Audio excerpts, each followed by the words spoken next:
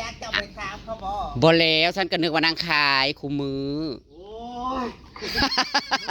ขายมึงบางมือขายมึงบริขายหรอกโอ้ย พี่น้อง แต่อารมณ์ นางผัดนางถ่าจนแบบจะคือบ้านห้างนี่คือจังว่ามันบ่ได้เปิดร้านเลยอย่าคือรู้สึกว่า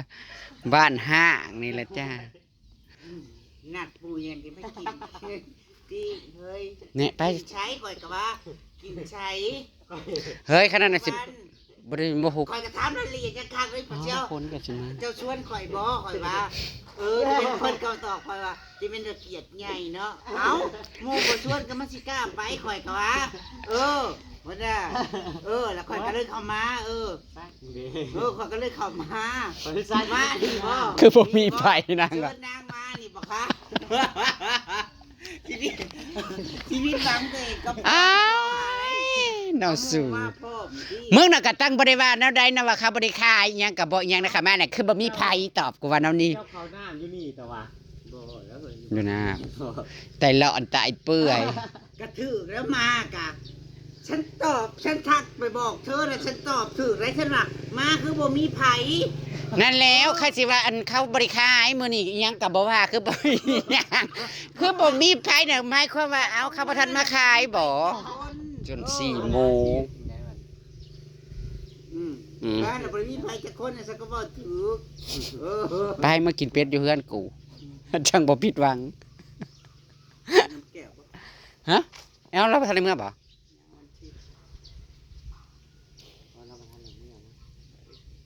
มันค่ำเลยไปเล่นอาแก้วกันกินโอ้ยกูอุตส่าห์ว่ามาอยู่อ่ะฝนให้ฝนตกในห้องคือๆอยู่กับบ่ฮ้อบ่อันนี้ บ่ฮู้แต่ว่าแต่ทางใต้เพลงชานก็โตไป นั่นแล้วนี่นะฮืออยู่ในโต๊ะทางนี่ก็มืดมาอยู่ทางน้องบัวนี่ก็ เสี่ยวก็ลืมเวลาเป็ดมาปี มาทันเด้ตะกี้กูว่าให้ชวนพ่อเสียว่าพ่อชวนแม่เสียมากินปิ้งเป็ดเด้ ย่างปีเป็ดแทนน้ำแก้วก็ได้ได้ซื้อปีเป็ดทำ ห่านได้มีห่านนะมีบ่ มือเครื่องกับมือละ อืม มือว่านน่ะไปจบมาติได้ไปแต่มือเสื้อพาบ่เสื้อไปมือเพิ่นมานั่น อืม แล้วก็บ่ได้ไปเลย จะได้นอนรับฟันดีอยู่บ่เป็นอะไรนอนรับฟันดีอยู่บ่ แม่นอนว่าจะนอนนะรับ อืม บ่แล้วนะเฮ็ดตีตุ้ยนะบอกให้ตีตุ้ยนะตัวเองคือกันรับนอนบ่เคยฝัน น้องบ่เคยฝันหยังบ่ย่านว่าอยู่ในห้องเคยจับ บ่ได้ฟันเห็นเสือสิงสร้างอิหยังบ่อืม บอกว่าละมือเท้าไป เพิ่นว่าเริ่มฟันว่าได้ซบตรงซบตาอิหยังกันแนวนี้บ่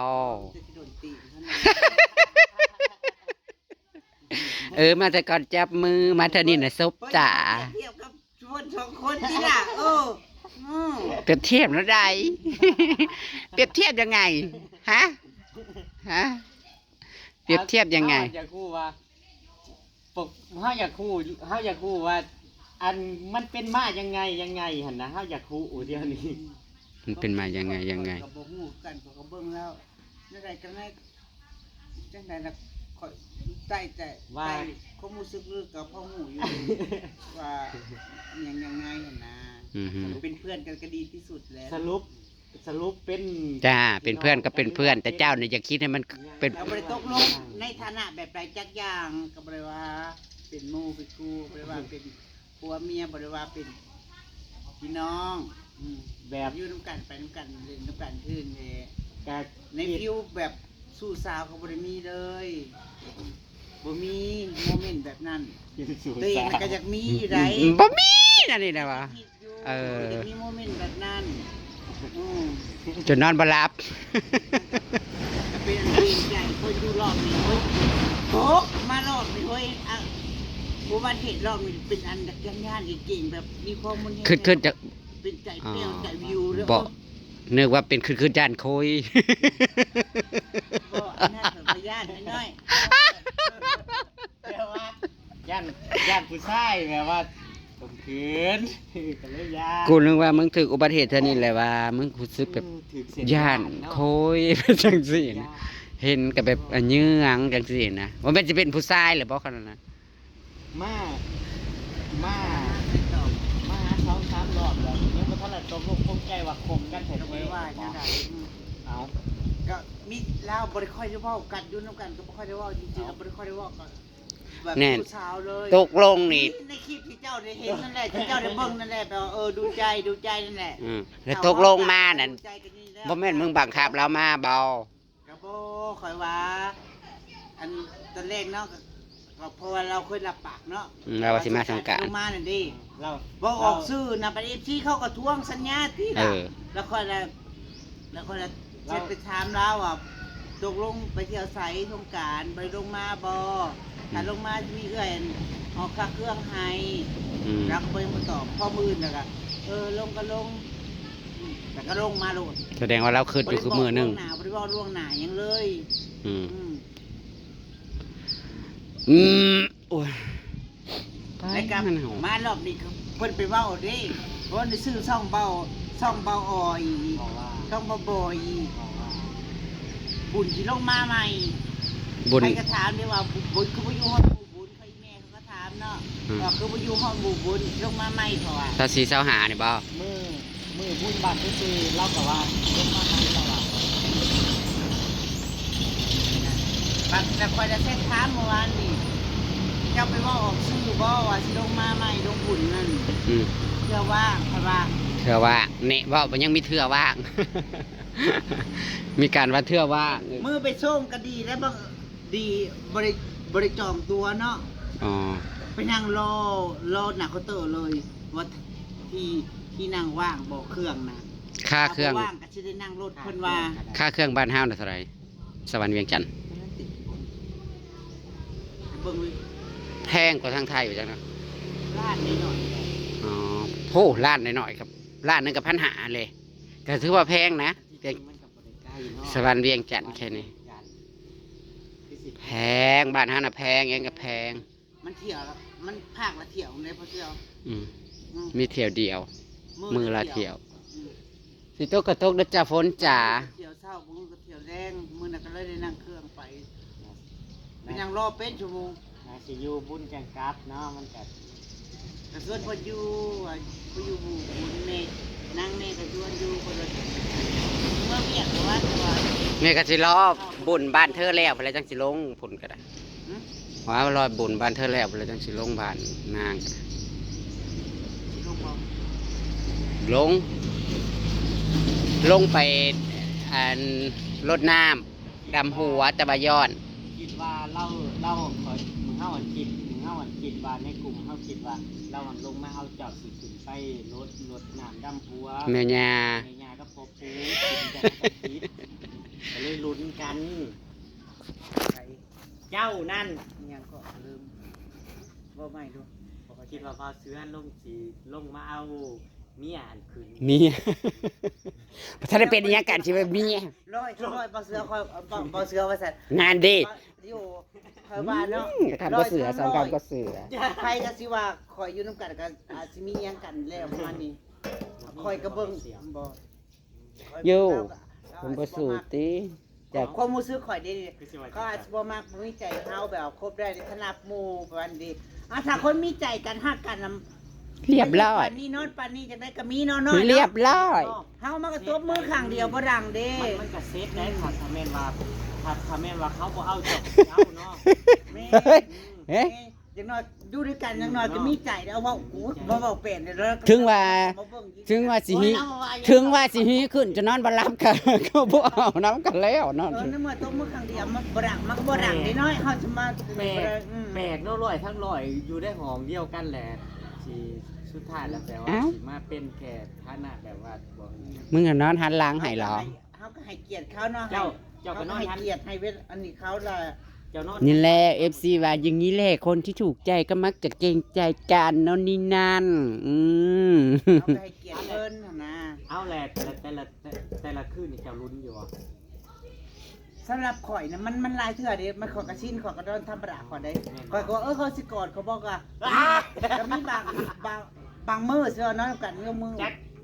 เฮ้ย เจ้าก็มี มึงอย่าว่าแต่มึงเถาะกูดูน้ำกัดมาปิดปีกกว่าจังกูยังรู้ในมือนี้มันสิกอดกูบ่เออน อนด้วยกันเอามื้อก็ส่วนมากก็นอนไผนอนมันนี่ล่ะพอโฮมกับใส่ผมไผมันน่ะเด้ แม่นบ่ที่เราบ่รู้คือเดียวกันแก กแกล้งแปลว่าแกล้งบ่ได้อุ้มพานะเฮ้ยแกล้งแปล อุ้ย ว่า จะว่าเจ้าก็ข่อยยังบ่ได้นุ่มผมพื้นเดียวกัน ใครกับผมก็ละพื้นคือกัน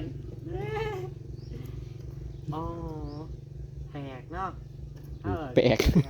เฮ้ยมันคือแปลกแท้ มันคือแปลกอะ เบรกจังได๋ มันก็แปลกหลายอย่าง โอ้ยอย่าเว้าได้บ่แน่นะผ้าห้องนั่น เพื่อนทุกคน เปิดแปลว่า แล้วมือบุญนี่ลงมาอีกบุญอีก ตามไปได้เพิ่นว่าคันมีคันได้ว่าได้ เขาได้เสียนะคะพอได้เสียอย่างให้ว่าเสื้อลงมาอีกนั่นเด้อจ้า หลายคนกับ ตบมือสวด ได้ผัวเลยสิลงให้ลงนาเลย อุ้ยก็สิอยากได้ซ้ำเถ่าเถอะเฮ้ย เจ้าว่าเขากลับถึงไปขีดโปรเจกต์นี่ บอกพ่อแม่ลงมาเข้า บอกพ่อแม่ ไปบ่ได้ โปร ด เจ อก กต์ โอ้ยเอาหยังพนันข่อยก็ยอมลงทุนนะ เฮ้ยเมารถทั่วลงมาเลยบัดนี้2-3คันโลด อ่า ก็เล่าว่าได้ชื่อได้ว่าออกชื่อนี่ดิ เอาว่า เป็ดน้อยไก่น้อยปานนั้นน่ะมัก เอ็นเอ็มซีเขาเห็นอยู่ เพิ่นปานนั้นเพิ่นน่ะมักบอกเว้ามักเว้ามักบอกเต็งเว้าอิหยังน่ะคิดก่อนเด้ออิหยังจะประมาณนี้นะ อืม เล่า บัดเพิ่นน่ะได้สละไปหาเว้าออกชื่อ เจ้า ไปให้ความหวังเขาเจ้าคนที่เขาเบิ่งเนาะ อืม อย่างเช่นที่อย่างที่เขาก็ฮู้แหละเวลาเขาก็รอรุ่นว่าสิมาอีดีบ่ไปเว้านะ เราเคยชวนกับถึงบ้านเราอยู่บ่บ่เคยชวนเจ้าก็บ่เคยคุยกับพ่อกับแม่แล้วครับ ผมเคยชวนในฐานะหมู่ก็ชวนข่อยนี่ข่อยก็อยากไปติดในเมืองเนาะ อืม บ่เคยชวนเลยบ่ แล้วก็บ่ได้ชวนดอกบ่ยังข่อยก็บ่ได้ถามซะข่อยอยากข่อยก็บ่เคยเว้าแปลว่า คิดว่า อ้อมๆดอกข่อยอยากไปเล่นในเมืองได้หน่อยนะ บางคนนั่นสิว่ากัน อยู่เวียงจะว่าง แบบว่าเขาหรือว่าเขาอาจจะแบบมีใจหรือว่าจริงจังเขาลงมากกันเนาะถ้าเป็นเฮาก็ชวนมันว่าล่ะ เจ้าชวนเขาอยู่ ชวนไปในแบบ ไปแบบว่าการคนกับการแบบเกลียดซึ่งกันและกันประมาณนั้นนะ ชวนเราก็ชวนตามมารยาทนะที่ไปหรือบ่ไป ไป กับ ไป เขา อยู่ที่เฮาเนาะ อืม โอ้แล้วกู ไปก็ว่าถึงเฮาไปก็มองภาคมองหยังก็บ่ได้ดอกเนาะพระเจ้า อืม อืม ไปกับสม หมู่พี่น้องอยู่ผู้หลาย แต่บ่เคยไปเล่นในเมืองจักเทื่อ ก็แบบว่าส่วนเฮาถ้าบ่อยากให้เฮาเข้าเพื่อนเข้าชาติก็เฮาก็ลงโรงแรมเนาะหรือว่านัดกันกินข้าวข้างนอกที่เสียน้ำไปแบบว่าแบบไปเล่นไปเที่ยวในเมืองจักมื้อจังซี่เนาะ เออ ไปเที่ยวในเมืองจักมื้อจังซี่ ได้ยินได้บ่น่ะอยู่ ต นะ ตอนมาแต่เที่ยวเราก็เราสิมาเบิ่งคลิปว่าบ่ส่วนแนวใดเรา ก็ส่วนแหละ มื้อเขาไปเที่ยวอยู่วังเวียงเด้เขาว่าค่อยสิแวะเล่นน้ำได้บ่ยังว่ามีดีค่อยถามแล้วนั้น อืม และบัดนี้รถทัวร์มันบ่ผ่านเวียงจันทน์บัดออกรอบนอกเด้แล้วเราก็ว่าเธอน่าจะขึ้นมาก็ได้เพิ่นว่าเราว่าจังซี่ ปีหน้าเก็บเงินก่อนปีหน้าเขาจะไปเที่ยววังเวียงเลย เจ้าก็บ่ได้เคยถามกันบ่แบบว่าถ้าความสัมพันธ์เฮามันสิแนวใดเจ้ามาหาข่อยเจ้าคิดจังได๋เจ้าก็บ่ได้ถามหยัง จะคู่ได้ปอเสียวกะ บ่เด้อ เอามันก็ ค่อย นอก เว้าแล้วได้พอเที่ยว ฟิวแฟนน่ะบ่มีเลยนั่งเล่นน้ำกันนี่บ่ได้เว้าเรื่องอัน เป็นเฮา สุกดิบอิหยังกัน ถ้าเป็น ซ้ำ เฮาก็อึดอัดเนาะจักสิไปกันแบบใดท่านพูด เดี๋ยวว่าถามคือกูนี่ บางเทื่อ เจ้ามาหาข่อยนี่เจ้าสิมาอีหยัง บางเทื่อข่อยกับบางเทื่อก็คันเราเบิ่งก็เบิ่งบางเทื่อเฮาไปเล่นไปกินนะข่อยก็ทำตัวบ่ถูกบางเทื่อบางเทื่อข่อยอยากม่วนกับหมู่ แล้วก็หาม เต้นอิหยังหั่นเด้ แล้วก็หาม ได้อยู่ก็เต้นได้อยู่แต่ บ่ ว่า แล้วหามอยู่ แต่ข่อยก็เกรงใจหั่นเด้ยันเฮาไปเต้นแล้วยันพิดใจเพิ่นหั่นเด้อืม ระบายกินระบายเมา ให้เราหึงเราห่วงรับบ่ดอกแต่เรายันเฮาเมาเรายัง เราเป็นห่วงตัวสิเมาตัว เป็นห่วง นั่นนี่แหละ สิครับรถเนี่ยสิเว้าจังไดเนาะแบบเว้าก็ยังสิอาจสิซับซ้อนหรือเปล่าประมาณนั้น สิเลือกคนหรือเลือกผี หรือว่าอาจบางคนเขาสิคิดแบบว่าถามแม่นว่าเฮาคบกันไปกินเอากันไปแล้วเฮาสิไปเฮือนไปซ่านพ่อแม่ทั้งครอบครัวทั้งฐานะสังคมเขามันสิแนมเขาจังใดเขาอาจคิดใดบางคนเขาสิบ่คิดถ้าคนที่เขาจริงใจเขาก็บ่คิดได้เขาบ่คิดข่อยก็ยังบ่ได้คิดหยังเด้ ย่างอยู่ไทยก็แห้งบ่กินแล้วเขาเปิดกว้างแล้วเนาะ เขา เขา เปิ ยอ ด มรับ กว้างเบิดแล้วเขายอมรับหยังเบิดแล้ว มันอยู่ที่คน เนาะอยู่ ว่า ที่ค เขา นเนาะ ว่าเขาเข้ามาเฮาแบบใดรูป มันขึ้นอยู่กับคนสองคนเนาะ แม่นเราอาจสิ นี่ก็เบิ่งไปนี่แหละเฮ้ยบ่แม่นผู้สาวซ้ำน้อยเฮ้ยเฒ่าละเฮ้ย ความคิดข่อยเด้อ มันก็ขึ้นอยู่กับเจ้าที่เจ้า ความคิดของกะของข่อยเด้อ มัน ความคิดของข่อยเราอาจสิจะพูดจักเฮาในแค่น่ะหมู่คู่ หักแพงกันหักแพงเราเคยเว่าตลอดว่าหักแพงเพราะว่าหักแพงมันแตกต่างได้หักแพงแบบชาส่วนมากมันเป็นแบบหมู่หักแพงแบบนั้นเนาะในถ้าแบบแฟนมันสิบ่มีคำว่าหักแพงเอง นั่นแหละเนาะอย่างน้อยก็ชัดเจนซะนะเฮ้ย แม่นชัดจน เรื่องเทื่อเฮาว่าบ่คิดกับบางเทื่อมันก็มีคิดได้แอบคิดแม่นบ่ล่ะ แม่นถ้าแบบว่าหักแพงแบบหมู่พวก อืม เขาก็ทำตัวสบายบ่ครับ เออ บ่ นะ ได้เก่งใจยังวันเขาเย็น สิ นะ เว้ากันถ้ามันไปในฐานะแบบแฟนบ่ได้ก็เฮาก็คือว่าต่อให้มาหากันเฮาก็เว้าออกคงออกคลิปว่าเฮาก็จังสิบ่ได้ยอด เขาก็กล้าเว้ากล้าเล่นกับกล้อง นั่นล่ะ เที่ยว บ่แม่นว่าเอามาแล้วจะเฮาสิเอาฐานะใดบัดคนเสียก็สิอาจจะเช้า นั่นแหละ FC ไปเสียหลายได้เลย บัดนี้ FC เขาก็จะเห็นโมเมนต์ในแบบอันแฟนในบัด นั่นแหละ นั่งเล่นกัน FC ก็เสียหลายเรียกว่าคันเรื่องเสียน่ะหลายมีแต่คอมเมนต์ที่แบบว่า เว้าก็เว้าเนาะคนหนึงก็มาในฐานะแบบว่าความรู้สึกดีๆแบบว่าคล้ายๆแบบเหมือน แบบว่าฮักแพง แบบคนหนึงว่า เสียก็เสียพี่น้องเอ้ย อยากเสียตัว ข่อยนะสำหรับข่อยนะแมนยูเพิ่นก็จะสำหรับ FC เนาะเพิ่นก็อยากแบบว่าอันจะให้คบคนดี เอฟซีเพิ่น เออ ดูดีอย่างแมนยูเบาบ่เสือเป็นคนที่ดูดีเนาะทุกอย่างมันก็โอเคเห็นไหมแล้วบ้าน แล้ว นี้ ก็เป็นผู้ใหญ่ แมนยูก็เป็นอบอุ่นอย่างมันแล้วขอแล้วนางนี่ล่ะ กะโหลกกะลา เออ มันไม่ได้เหมาะกับเขาพี่น้อง เออ ข่อยซ้ายกะโหลกกะลา มันบ่ได้เกี่ยวคนที่เขาเข้ามา บึกบืนติดอย่างงอมแงมจ้านะคะ ยาหยังช่วงนี้ยาหยังยาระงับประสาท อยู่ใต้ต้นขามีไฟ ยาระงับประสาทยาบำรุงสมองจังซี่บ่ฮะสุดท้ายก็พิษนัดพี่น้องเอ้ย มันบ่แม่นสักวันหนึงมันก็มีมาใหม่เรื่อยๆแล้วบ่ได้อึดดอก กระเบิงกับไปนี่ละเนาะเวลาเป็นการพิสูจน์ มันก็อยู่ที่ตัวเองบ่ชัดเจนกับเขาอ่ะสิเอาจากใดเองนั่นแหละสิบอกอะไร อามาล่านี่บ่ชัดเจน นั่งบ่ได้เว้าแบบว่าชัดเจน คงคิดของข่อยเดี๋ยวเราก็เรา ไปกัน เราว่าเราเป็นคนที่แบบส่วนตัวเราสิสูงแน่เด้ข่อยกับแบบว่าแมนยูนี่เฮายังนักข่อยกับเป็นคนที่แบบว่าบ่มักสูงสิงนะ ว่าถ้าเราเขาว่าเบิ่งกินนี่มาเสื้อเอ่ยบอกให้มันชัดเจนโลด ข่อยน่ะบ่มักสูงสิงแล้วก็ข่อยแบบว่าบ่มักวุ่นวายนะแบบว่ายันเขารำคาญเรื่องโดย เข้า บ่ ใจ อยาก อ ส่ ยู่ อเขายัน เข้า เขา ใจ รำคาญ อยู่บ่อยากจุจี้จุกจิก บ่จุกจี้จุกจิกความจริงในใจก็อยากฮู้อยู่จังใดอย่างจังใดมานี่นั่นในฐานะหมู่ก็ดีแล้ว ห่วยอยากฮู้ได้คันคือกูนี่กูต้องถามหลุดนี่คันสิมาแล้วมาอีหยัง ถาม เธอสิมาอยู่นำซันมาในฐานะอีหยัง เข้ามานี่คือเข้ามาแบบชัดเจนทุกอย่างในแฮวนะ แม่เชื่ออยู่ว่ามื้อแรกไรเสียตกแล้ว เฮาบ่ได้มาแบบว่ากระเทิก อันนี้เนาะจ้าแม่ยงคนก็บ่อยากมีหยัง สมมุติว่ามาหาออกส่งออกสื่อมันจะต้องออกแล้วเฮาก็ต้องมาเฮาก็ฮู้อยู่แล้ว ก็จะไปเอาหยังเอา เข้า บ่ ใจ รู้ อยู่คันว่าไปพบกันแบบว่าบ่จำเป็นจะต้องมีเพศสัมพันธ์มันก็เข้าใจอยู่เข้าใจอยู่จ้า บางเทื่อก็ถ่ายคลิปเราก็บ่แม่นว่าเกรงใจเพราะว่าเราก็ลางเทื่อเราก็บ่อยากออกสื่อจังซี่นะก็เกรงใจก็มันก็ต้องทำใจแน่เนาะ ว้อยู่แน่แห่ง ก็เด็ดนั่นแล้วก็เว้าก็บ่ได้เว้าเสียหาย ถ้าเราคำว่าเบิ่งกันเล่ากันอาชีเจ้าสิอีหยังกันก็คือว่า อย่างจังได๋พี่ว่าอีนี่ เฮาก็บ่ได้แม่น อีกเลยว่า แล้วก็เบิ่งได โอ้ยเบิ่งก็ให้เราฮู้โลดถามเราโลดนี่นั่น ถามเราโลดไม่เสี เอา ย เฮาก็บ่ได้ว่า เขามาในฐา ก็ นะ ว่าเรื่องความสัมพันธ์เนาะ เอา ถ้า ก็ ว่า ว่า เรื่อง หยั ของ งสั้นถ้าบ่ ลึกๆเกิด เล่าในทางที่บ่ดี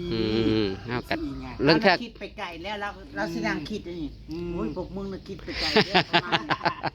เอาก็จังสิได้ฮู้ไงเฮาก็สิเวลาถ่ายคลิปก็บ่ได้เว้าต่อถ่ายคลิปแล้วเฮาก็จะบ่ได้เว้าต่อว่าโน่นนี่นั่น โมเมนต์ที่เฮาอยากฮู้ FC เพิ่นก็อยากฮู้ เมื่อวานยังทานบอกแป๊บน้องบอกแป๊บมึงหลายคนก็เข้ามา3รอบแล้วมึงคิดอยู่ว่าสุกุอันนอนนํกันอาจสิมีหยังกันแล้ว โย่ บ่มีเชื่อว่าบ่มี แต่กี้ไผสิบ่คิดแต่แกก็ยังคิด ข่อยร้อยทั้งรอดคงบ่ได้เชื่อได้ว่าบ่มีนั่นแต่เรามาหาเจ้านั่น นอนก่อนกัน นอนเละ เอ้ยนอนก็นอนไผนอนมัน เข้าไปไวไฟคือเจ้าจะมัน คือคนไม่เที่ยว เอ้า บ่ได้ได้ เราเคยว่ากูฉันนอนกลนเคยฉันนอนกลนแห้งบ่ โกนแหง แม่นบ่ แข่งกันรถกับอีเถ่า อันนี้จริงโอ้ยน้อย โอ้หรือว่าขับบ่มากมึงนอนกดมาจาก พี่ตุ้ยบันไดโกนโอ้ย พี่น้องแต่มันยังบ่ฮู้ว่าเจะคลองนอนกด โอ้โหเด็กน้อยนอนกลนแห้งบ่ โยคนกดอีนี่ เจ้าก็อัดคลิปไว้ เรา แล้ว เรา จะนอนน่ะ เราจะเราเคยลูกมาเหี่ยวมันยังเรานอนไปกลนอนเงียบ อืม ฉันกูสิหนี้ค่ะไปนอนผู้เดียวบ่ แม่นบ่ มึงไปนอนเฮือนกูนะนอนอยู่ในห้องนะมึงกับอีเถ่านะแข่งกันโลด จะเอาออกซื้อ ว้าวอีกเลยพุ่นอลีดมาบักม่วงเอาบักม่วงวะลีดมาเสียเที่ยวแล้วก็เลยถามจิกลิกจอกหลอกน้อยหนึงดอกพี่น้องไปอยากพูดหยังบ่ เอาใครสิไปอยากฮู้เนาะเฮาก็อยากฮู้แม่นบ่ในฐานะที่แบบว่าคนฮู้จักกันเฮาก็อยากฮู้ว่าแม่เสี่ยวฐานะมันเป็นจังไดมาจังไดเนาะแม่นบ่แหละเกิดว่ามีคนถามโดย FC เว้าเข้ามาบางทีเฮาก็จักสิตอบจังไดนั่นน่ะเฮาก็ สำหรับข่อยนะข่อยมันก็เป็นไปยากอยู่ เนาะ ถ้าคิดว่าเป็นแฟน เอาแหละเป็นไปได้ยากค่อยเขาเป็นคนในเมืองเขาเป็นคนบ้านนอก ในเมืองหรือบ้านนอก แต่ว่าข่อยเคยเว่านั่นนี่กับเราแต่เราอ่ะมาเฮียนหูแล้วเคยบอก เฮียนหู มาเฮียนหู กัน มาเฮียนหูการใช้ชีวิตอยู่บ้านน อื อก มเพราะว่าแต่เกิดได้ใหญ่มาเราเกิดมาอยู่แต่ในสังคมในเมือง อยู่สังคมในเมืองอยู่สังคมใหญ่นะ คือว่าอะไรเนาะเบิกดีท่านเรากันเนาะดีท่านเรากับขาวอลาก็คือคนบ้านนอกดำๆเลยเนาะ ปากอย่าได้ปากวันนั้นนี่ อันนี้นะคือการ์ดบ่การ์ดไม่เสียวเลย ข่อยกับบริวารว่าจะต้องเป็นผู้บ่าวผู้สาวกับเราดอกข่อยจะต้องเป็นคนห่างกับเรา เอาถาม บ่ ตร แม่น ง ด ๆเลย อก ตั้งแต่มือแรกที่เจ้าเจอกันกับเราเจ้าหูซื้อก่อนมักเราบ่รู้ว่าจังได ตะกี้เราลงมาก็ลงมา โอ้ยลงมามื้อแรกบ่ มาบ่ได้สนใจ ซื้อก่อน เราว่าจนว่าให้ข่อยบ่เคยสนใจเขาเด้อขอก็ปล่อยเราเว้ยอยากหากินเด้อ อ๋อ สำหรับข่อยเนาะข่อย อืม ข่อยก็คิดว่าแค่ใน FC ถ้าใน FC มาเล่นมาหยังอันนี้ ไม่เที่ยว เฮ็ดมาอยู่มากินหาแบบบ่ต้องเกรงใจแบบบ้านตัวเองเด้อบ่ว่านี่ดิ สบายสบาย สบายสบาย บางผู้ชายบางคนเขาอาจสิลงมาทีเขายังบ่ทันละเปิดเผยบางที่นี่ มันอาจสิมีแบบว่าเขาลงมาเบิ่งว่าเฮาเป็นคนแบบใดหรือว่าใส่ชีวิตว่าได้นิสัยใจคอแบบใดเขายัง พี่เธอเคยเห็นแต่ในคลิปพี่ห้าปาร์ตี้บ่สู้เรื่องเทื่อผัดชีวิตจริงผัด ก็ดีะ นั่งเป็นโรคซึมเศร้าอยู่กับมีเด้อเนาะ แล้วก็ยังว่าคือพวกเพิ่นยังนั่นคือม่วนแต่ถ้าเราอยากไปสัมภาษณ์บ่ บัดลงมาเด้ เราก็ชวนไปได้มื้อว่าเธอไปกินปิ้งเป็ดแล้วก็ชวนไป อืม บ่เสือน่ะชวนไปเงินเธอ ไปแล้วอยากไปอยู่ มองได้ที่พวกเธอถ่ายคลิปแล้วอยากไป คอยกระส่วนอยู่ว่าอย่าพึ่งกราฟแต่บอกว่ามือหนาจังกราฟเขาว่าไปกินเป็ดก่อนแล้วก็ เอาเมื่อวันที่24 25ไปแล้วเราลงมาใหม่จังก็เราไปกินใหม่เป็ดยังอยู่ดอก ถามว่าคิดอะไรกับข่อยแล้วถามตรงอยู่ เหลือจะตอบแล้วจังไหน เขาเว้าตามความรู้สึกตัวเองเนาะข่อยก็มีความรู้สึกดี อืม แค่นั้น เอา ก็บ่ได้ว่าข่อยมักเจ้าอย่างมัน โยคันมึงสิไปเว้าปานนั้นมึงก็ เนาะ เฮ้ย เฮ้ย เท่ากับผู้ห เขา ญิง ก็มีศักดิ์ศรีเขาเป็นตัวของตัวเองนะ โยไอ้นั่นก็สิฮักเขาจนหมดใจบ่ฮักเจ้าแฮงขอขัดจะบ่ได้จังซี่เหรอ ก็จะบอกแค่ว่าเขาก็มีความรู้สึกดีๆให้อยู่ อืม ประมาณนี้ ลุ้นต่อไปอีกพี่น้องแต่ยังมีหวังอยู่ แล้วก็มีแต่ว่าหักแพงก่อน เออ เนี่ยเขามา นั่นแหละหักแพง คือหมู่เลย ก็จะให้มันหักแพงให้มันชัดเจนเลยเนาะน้อยหนึงน้อยเนาะเอาว่าเลย ชัดเจน เขาเพิ่มที่โทรมาให้ข่อย สิให้เฮ็ดหยังขอความชัดเจนค่ะสิให้เฮ็ดหยังค่ะข่อยก็ยังอยากฮู้อันนี้ก็ในฐานะหมู่ข่อยคือกัน เออ ถามยู่บ่แม่น เจ้าว่าเขาบ่ฮักบ่หมู่ข่อย FC คือกัน เออ ฮักกันก็ได้กัน แน่บ่ค่ะนางทักมาเทื่อเดียวเท่านั้น คอยกับเบิ้งมือเจ้าเบิร์ดแต่คอยเบิ้งมือเจ้าเบิร์ดทุกคน วันดีคืนดีอ่ะให้ผิดเนาะว่ากับว่า กูจน แต่เฮา แล้วก็ FC อืม แล้วอันดับแรกเราติดตามเบาบ่อยก็เบาบ่อยเบามีแล้วก็มานี่เลยก็เลยฮู้จักกัน คอยโบแมนว่า CFC แบบว่าตัวยงขนาดนั้นคอยตั้งใจเข้ามาเราอด ขอเห็นความงามเรา ใส่ค่ะเสียงมาจิคุณขา อ่ะไฟฟ้าสำนีสะก้อนซะพี่น้องเอ้ยเธอสิเว้ากันล้างไหมบ่ แล้วบาดนี้นะชัดเจนอยู่บ่ กัด สำหรับเจ้าน่ะชัดเจน เราเขามาเบิ่งกัด เออ เบาเสือสัตว์เจนสาสิเอาจังไดก็มีเกี่ยวไปกัน มาได้เดินมาลองคิดนะเด้อบ่ปีน อยาก เอาอีเลยเอ้าสิหายเฮ็ดหยังดราม่ายังเนาะพี่น้องเนาะเฮาถามกันในฐานะ บ่ได้เสียหายหยังตีซ้ำนี่ก็ได้เฮาก็ถามความอยากฮู้อยากชัดเจน FC ก็หลายก็คือเพิ่นฮู้ๆกันนั่นแหละ FC ที่เสียน่ะหลาย เพิ่นหลายอยู่เพิ่นหลายคนเพิ่นก็อยากพูดคือว่าแล้วเนาะเฮาก็ถามขอโน้โฮมวนกันนะ คันว่ามันชัดเจนเป็นพี่เป็นน้องกันซะครบรู้จักกันฮักแพงกันเป็นพี่เป็นน้องจังซี่โอเคเฮาก็ เฮาสิเล่นน้ำเหล้าเฮาก็จะได้ฮู้ว่าเฮาสิเข้าแบบใดแม่นบ่แหละอัน บางเทื่อเฮาต้องถ่ายคลิปแม่นบ่ล่ะบางเทื่อมาถ่ายคลิปพ่อบ่จักสิเว้าเนาะได้ ออกโซ่ออกซื้อเฮาก็จะได้ฮู้เฮาจะได้ บางเทื่ออยากเว้าหยอกเจ้าชี้อันนั่นเนี่ยก็บ่ได้บางทีเฮาก็บางที่เฮาอยากสมมุติว่านะลงมาคือว่านั่งกินข้าวนะอยากถ่ายคลิปเฮาสิเว้าหยอกแล้วนู่นนี่นั่นเฮาก็เกรงใจเป็นบ่ล่ะเฮาก็จักสิเว้าไปในแบบใดเฮา ไม่ บ่ สิ รู้ แซวไม่เสียวผัดเก่งใจ ก็เลยมาเว้ารับหลังเอาเนาะนี่ซะ เด้นี่ถามรับหลังเอาเนาะนี่แหละนี่ ยุทธนาขยันเฮาจะทายยันนั่นเขาขยันพิษเนาะเพราะยันเนาะ บ่กล้าถามต่อหน้าว่าเอาลี แล้วเขาว่าเบิ่งกันก็คือว่า เพิ่นบัดบ่คือสมเฮาเนาะเฮาบัดจันคนบันอันนี้ดิ กะโหลกกะลาบ้าบ่เขาแตกอ่ะไปซ้ำนี่แหละจ้ะคันสิลงเฮือนไอ้แก้วก็ลงครับรอฝนอยู่นี่มันสิบ่ตกมาหรือบ่ มันก็ได้ จ้ะ เจนอะไรจ้ะก็เรียกว่าพ่อแม่ไปกินไปเห็นไผกำลังบ่สิไปบ่ทันฮอดกูก็เลยตอบว่าตอนนี้